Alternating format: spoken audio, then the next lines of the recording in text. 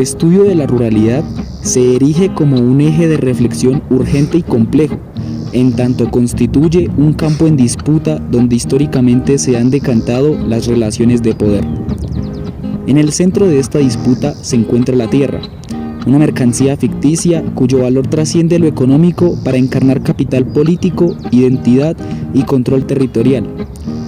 Comprender los fenómenos y dinámicas rurales exige, por tanto, desentrañar esa connotación de poder y las tensiones que genera, las cuales no son residuales sino estructurales en la configuración del Estado y la sociedad.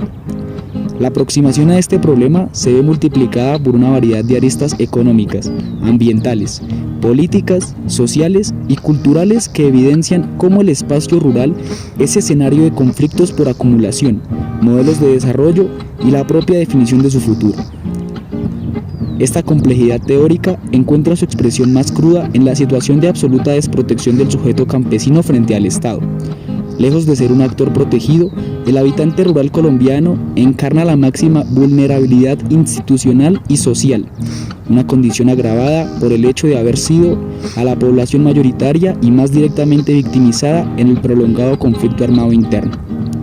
Esta desprotección no es casual, sino síntoma de una disputa histórica por la tierra y su gobierno, donde el abandono estatal, la violencia y la marginalización han sido herramientas de reconfiguración territorial. Por ello, plantear el problema rural implica necesariamente interrogar las formas en que el poder, la violencia histórica y la omisión institucional han modelado una realidad de exclusión, despojo y resiliencia, haciendo de la ruralidad un núcleo crítico para cualquier proyecto de construcción de paz y equidad en Colombia. Así nada como al maicito, hay que echarle agua y abono. También a los que nos joden hay que echarles palo y plomo. Y la la y la y la y la y la la y la y la y la.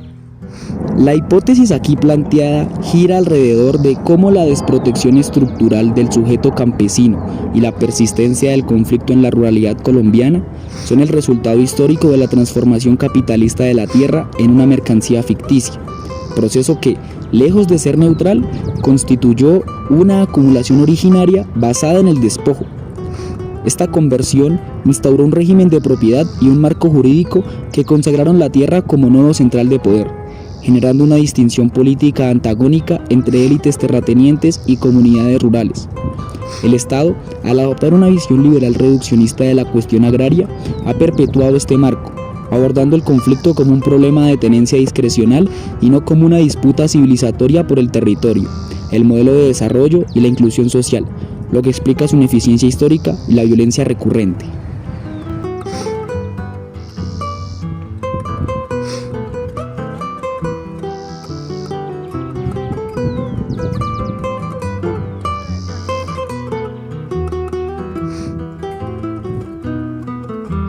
El respaldo de la hipótesis planteada se ve reflejado en el siguiente marco teórico. Primero, fundamentación material e histórica, la tierra como mercancía ficticia y acumulación originaria.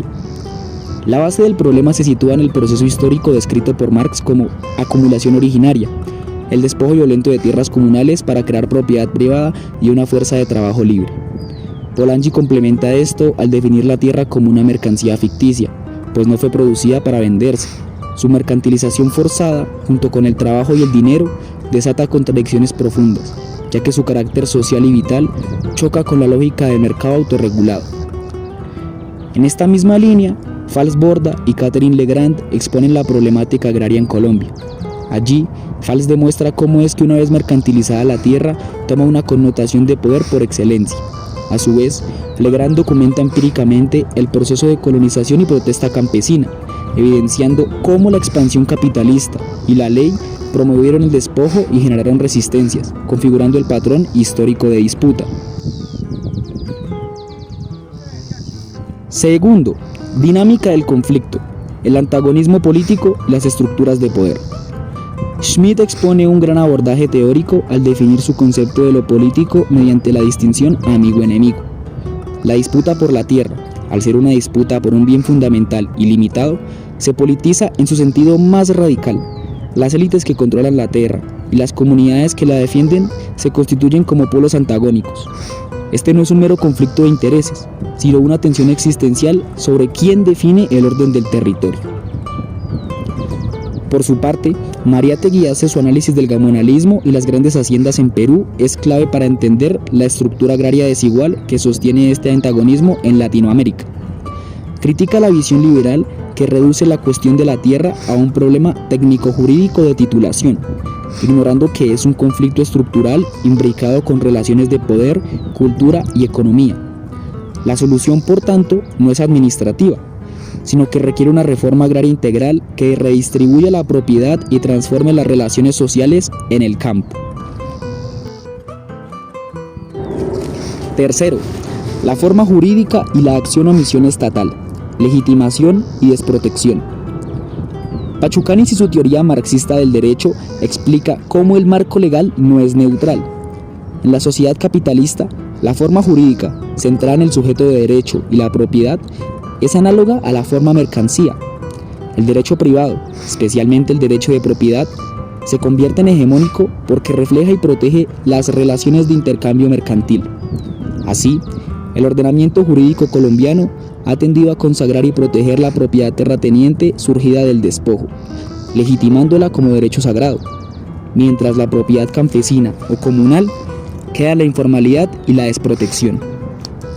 A forma de crítica hacia el Estado, se debe mencionar cómo ha sido influido por la ideología liberal que critica a Mariátegui, al ver la tierra principalmente como un activo económico, es decir, una mercancía, y regularla desde el derecho privado, ha institucionalizado la desprotección del campesino. Su enfoque ha sido fragmentario y ha desconocido el conflicto estructural, tratando la violencia como un problema de orden público y no como síntoma de una disputa política por el modelo de desarrollo rural. Esta es la raíz de la absoluta desprotección.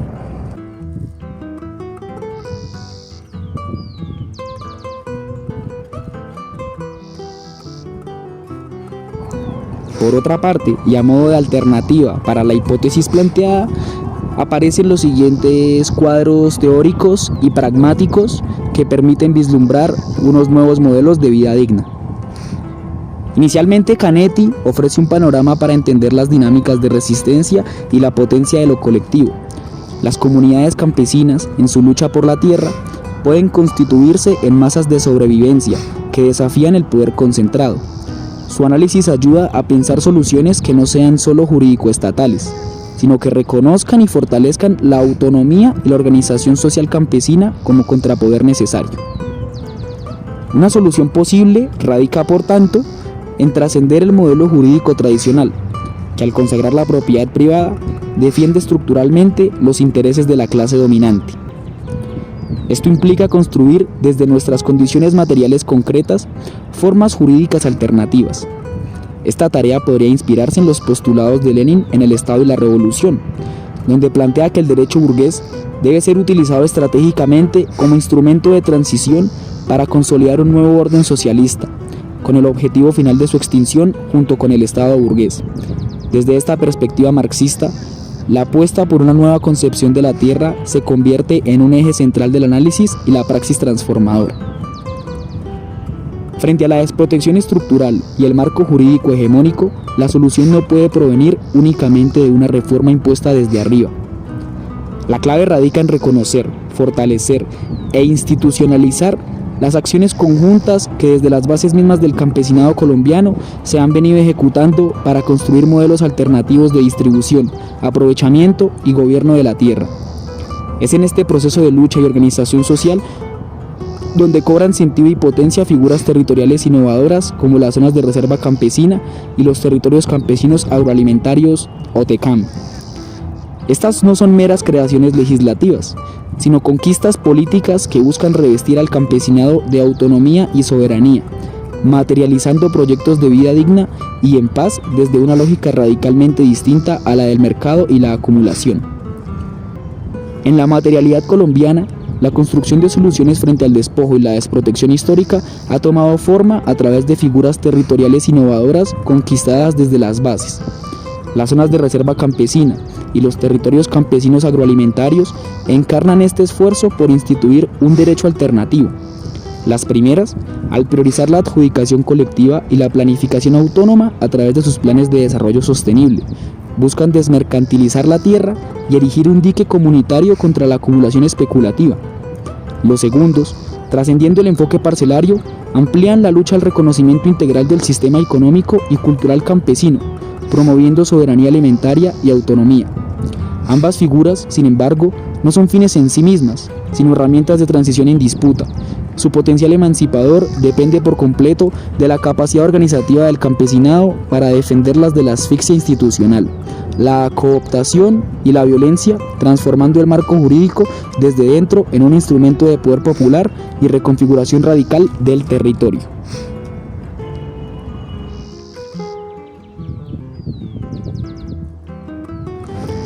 En conclusión, la superación de la crisis histórica de la ruralidad colombiana exige un viraje radical en la concepción y el gobierno del territorio. Cualquier política efectiva debe partir de un principio fundamental: desmercantilizar parcialmente la tierra, superando su carácter de mercancía ficticia, para reconocer plenamente su función social, ecológica y cultural. Este imperativo material demanda, a su vez, una transformación profunda de la forma jurídica, que deje de ser el guardián del derecho privado y la propiedad abstracta para convertirse en el instrumento que instituya y proteja ese nuevo estatus de la tierra como bien común. Dicha transición solo puede materializarse mediante una reforma agraria verdaderamente transformadora, en el sentido integral propuesto por Mariátegui, que no se limite a redistribuir predios, sino que enfrente de frente al antagonismo político, redistribuyendo el poder de decisión. El núcleo de este proceso debe ser la construcción con y desde las organizaciones campesinas, reconociendo su potencia social como sujetos colectivos y únicos legítimos intérpretes de su territorio. Así, instrumentos como las zonas de reserva campesina y los territorios campesinos agroalimentarios emergen no como soluciones acabadas, sino como las expresiones más avanzadas de esta lucha por un nuevo derecho y un nuevo poder desde abajo. La paz estable y duradera en Colombia, por tanto, ¿será agraria y territorial o no será? Está sujeta a la capacidad de la sociedad y el Estado de revertir el abandono histórico y edificar sobre el legado de resistencia campesina un campo democratizado, justo y soberano.